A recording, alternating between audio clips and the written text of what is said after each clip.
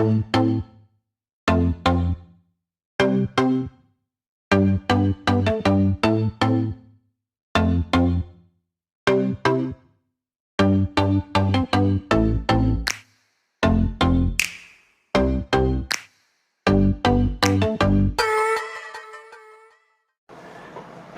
Deadheads, welcome back to our channel. Or welcome for the first time, new Deadheads. Today, we're taking a look at the newest anbernic device. Yes, it just arrived today, and we're going to be doing a full unboxing and checking out this new handheld and seeing if it can keep up with other handhelds of its class. In the most recent times, we've had several handhelds attempt to come at this between $180 to $280 price range, and those have included the GameForce Ace, which we liked but it didn't fulfill its promise, along with the Retroid Pocket 4 Pro, which is a great device in its own class. But how does this guy hand up? Is he going to stand out, or are we going to get a dud here? Well, first, guys, please remember to hit that like button and hit subscribe. You're really helping us grow. We passed the 400 mark. We're looking forward to passing that 500 mark. And also leave us a comment in the channel and the community. I really love interacting with you guys. I really love the feedback. Even if you have some negative feedback, please send it to me, because I want to take all feedback and consider the possibilities and what we can do with it. That being said, let's get this puppy open and let's see what it looks like, and we'll be right back. And we're back. So let's get this open. First, I want to say I really like the way that anbernic has been designing these boxes. I pointed out how some of the boxes have this nice little inlay here, and this one does. It has the nice little silver inlay. Some of them have the gold. We're really impressed when they put this on here, and it just makes it look premium. That being said, the box is nothing really different than a lot of the other boxes that they've sent. And, you know, especially if you want to keep this long term and maybe resell it in the future, boxes are important. So I think it is important that we encourage the companies to produce really good looking boxes. So this thing will look nice and modern as long as it can in the future. But let's open it up and let's see what we have here. And first off the bat, we have the console here in our typical wrapping, and we'll get to him in a second. And then we have, under here we have our screen protector. Okay, we have our manual. Let's see our manual here, RG556 DisplayPort output. Okay, so that's pretty interesting. The joystick light supports always on and breathing light modes, and the brightness can be adjusted, so that's good to know. Opening the Android front end, so pretty good instructions here. First boot up, you can select the language. No need to wait for the first. Next need to wait for the first boot configuration to complete. Key mapping, your fan, so it does have a fan. And of course you have your technical support services here. So pretty good manual here, not overly complicated, not huge and bulky, so that's pretty good. And then we have our wipes to apply our screen protector. And then we have our USB cable here, which I'm predicting is A to C, but let's see if it's A to C or C to C. It's A to C, so A to C. No branding on there. I like how Retroid put a little branding on there. So anbernic, if you're listening, you know, maybe consider, you know, putting a little branding on there. I think that gives it a nice touch and makes it more specific to the model. That being said, I have a million of these USB to A cables, so I don't really need that. And so for that reason, we're going to just put that back in here. Let's put the tray back in, and let's get to the meat and bones of this, as they say. So I have already previously opened this, so you can see that I do have the thumb caps that I've added on this. But this is just a stunningly beautiful device. It just really is beautiful. If you've seen our review of the RG35XXH, you'll know how surprised I was when I first took a hold of that. And this is giving me that same vibe again. So I want to be clear here, in all of the pictures, all the images, all of the videos I've looked at, I really didn't think I was going to like the shape of this. I didn't think I was going to like the way it looked.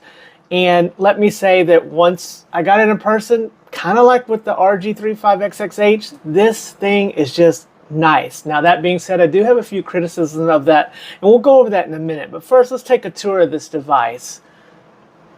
And before we do that, a huge shout out to our friends FortheNext, you know, who have taught us that we really need to be wiping these screens in these videos. So I'm going to steal that from you FortheNext and be, you know, making sure that this looks nice and clean. Check out his channel FortheNext. He's done a lot of awesome videos lately on this unit, testing all the games out. So please check that out. Okay, so you can see I put the thumb caps on here, and these thumbs are a little bit low in set. I was a little bit surprised how low they are on the inset, but they are really nice and clicky. They feel good. I like the positioning between the two. Now, some people don't like the way this lights up on this transparent model. They do have the black model if you don't like that for the glow, but I think these sticks are good. They're in a good position. I like them. Here we have our anbernic button. Let me see if I can get the lighting here a little better. Our anbernic button, so that is a button that goes into their launcher. So you can be in Android, you can hit this and that will go into their launcher, their front end. You do have your home or back button here. You have your select and your start button here. And then you have your ABXY. I am digging, just like on the RG35XXH, I love these buttons. So I would encourage them to continue to use these buttons, and maybe other manufacturers to use something similar. I like the feel of these, the shape, the size, the springiness, the travel distance, just everything about them I like quite a bit for that. So the triggers, I'm not a huge fan of the triggers. I wish the triggers were a little bit different. I almost wish maybe they were inline, but they are stacked, and I usually like stacked triggers, but for some reason these just don't feel all that great. However, there is no reports of any sort of problem with them like with your Retroid Pro 4, so got to give them credit for that these are working as intended. But you can hear them clicking, and they're pretty nice. You do have your fan here, and then you have your power button, and you have your volume rocker right here. So power button, volume. And then nothing on the side here, nothing on the side here. On the bottom, you have your USB-C. Now here's another gripe. You have your headphone jack here. I wish, listen, companies, can we not just make this port standard right in the middle? We all have a lot of docks, a lot of, you know, places, a lot of things we want to showcase this, we want to charge it, and I just wish this was a little more centered. So in the docks that I have, it can go in there, it's a little awkward, but I just wish we could get to a point where this was just centered always. So small ask by me. Again, small criticisms of this device. It is a lot thinner than I thought it would be. I was really kind of surprised at that. The back on this see-through transparent shell is really cool. I mean, you can just see in here. Now on our Odin, we had the blue transparent Odin Pro, and that is a different sort of level of transparency and a different blue, and I like this. I know this may not be everybody that really kind of likes how see-through this is, but I like it. It just looks really good and clean and everything like that. And then the star of the show, the OLED screen. So again, the OLED screen is gorgeous. And so let's fire this thing up and let's take a look as it boots up. And you can just see that it has a really good brightness on here. I'll put the nits on the screen as it fires up, and we will let it load. This is probably the best reason to go for this. This OLED screen is a lot better than the RG505. It is definitely one of the better OLED screens I've seen. I'm not ready to say that it's better than the iNeo Pocket Air. It's right with it, maybe just about as good. And it's definitely my snow cake still with its LG wing. LG's built-in OLED is just a little bit better. But this has a really good size resolution. You can see this built-in wallpaper. It's just really cool that they put in here and looks great. The screen, you know, I don't see any light bleed on it anywhere. It looks great. The blacks are inky and black and everything here. And it comes in with a lot of built-in emulators. They really got this thing just set up to go pretty quickly, which I think is a really good thing for most users. And then the last thing, let's talk about the D-pad, because we didn't miss the D-pad. The D-pad is pretty much what you would expect. It's the same D-pad that has been on most of these other anbernic devices. It has a nice little curve to the inward of it to help you rock it back and forth. I haven't done any testing, but I don't think we're going to get a whole lot of false diagonals because we haven't in the past on most of the other devices. And so I do like the D-pad on this. So anyways, guys, let's fire up some games here and see how this thing runs, and we'll be right back. We're back, and so let's start off with some Tekken 5 on the PlayStation 2. So I have this loaded in at a 2x resolution using the widescreen patches and anti-scopic level 2, and that's about it. I don't have anything else loaded in here. You can see that this thing just fired up really well. And let's get in here and let's do some late challenge. So this is already, this Tiger 820 chipset is already proven to be, yeah, look at that. It's looking great for PS2. And we'll play some GameCube in a minute, but I figure that this is probably going to be mostly do, I mean, whatever the Retroid Pocket 4 Pro is doing, this is probably going to do most of that, if not all of that. Now your Odin Pro, your Odin 2 is probably still going to be able to do the best as I get my ass whipped here. Excuse my language. But anyways, this is loading, playing fine. Let's try another game. We'll be right back. And we're back. Let's try some Ratchet and Clank Going Commando. Now guys, you're watching me load this in live. I have not seen the results of this. I have watched, like I said, some other videos, but this is just at a 2x using the Ether SX2. And let me zzz.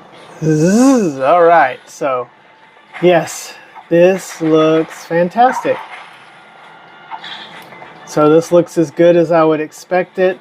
This is the kind of game that you could somewhat get running on maybe the previous generation of 618 Tiger devices. It wouldn't run well. You would have to do a lot of trickery with PAL and all that. But look at how this is just playing and running and looking here. Again at a 2x using Vulkan and running just natively. Alright guys, let's take a look at some Wii and we'll be right back. And we're back, and let's look at some Super Smash Bros. Brawl on the Wii.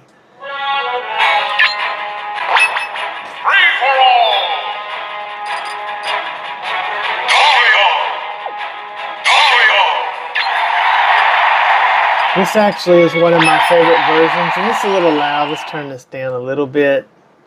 This thing has pretty good speakers on it.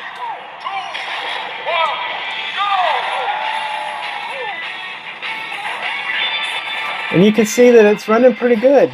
I'm just running this at the native resolution here. I haven't done a lot of settings or changes in this, as I crash and burn and don't play very well.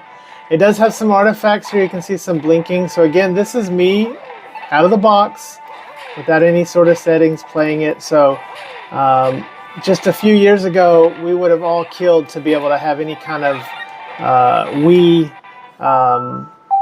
playing on a device like this. I mean, it's just amazing that we can do this. So let's try another Wii game. We'll be right back. And let's get into some fighting here. We have Street Fighter.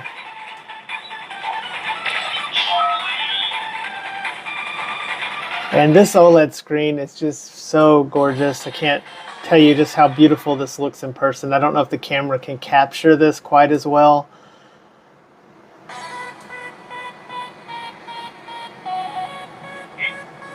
And just look at Ryu. See if I can get a... This is... I can't say the word. Tatsunoko versus... I got my Hadouken over. Come on, Chunk. Oh, yeah, look at that. Woo, that's a heck of a... is it Hadouken? No, Hadouken. Shoryuken. Oh, little girl, get that broom out of here. Boom. What a fun game this is. Again, this D-pad is just great. Nothing to complain about the D-pad here as we play on the Wii. And again, I just can't believe that we have come to this point where for $180, you can play the Nintendo Wii, you can play GameCube, you can play PlayStation 2. Alright guys, this has been an unboxing and first look at the Anbernic RG556. We're going to do a full review of this in a few weeks as we test it out and play more. Please leave a comment if there's any particular games you want to see, and I'll try to get to them and take some footage of it. But I'll leave a link down where you can pick this up if you're interested in. So far, initial impressions, this is very good. It's really given me that unexpected vibe like the RG35XXH did. You know, Anbernic with the RG35XX Plus, that was kind of meh. You know, the RG Nano, kind of meh. But they're really killing it here with the 35XXH and now this 556. And so everybody's looking forward to seeing what they're going to do with the 406. So let's see if we can get some more news on that. All right, guys, remember to share, like, hit that like button, subscribe, and we'll see you next time, Deadheads. Dead Fred out.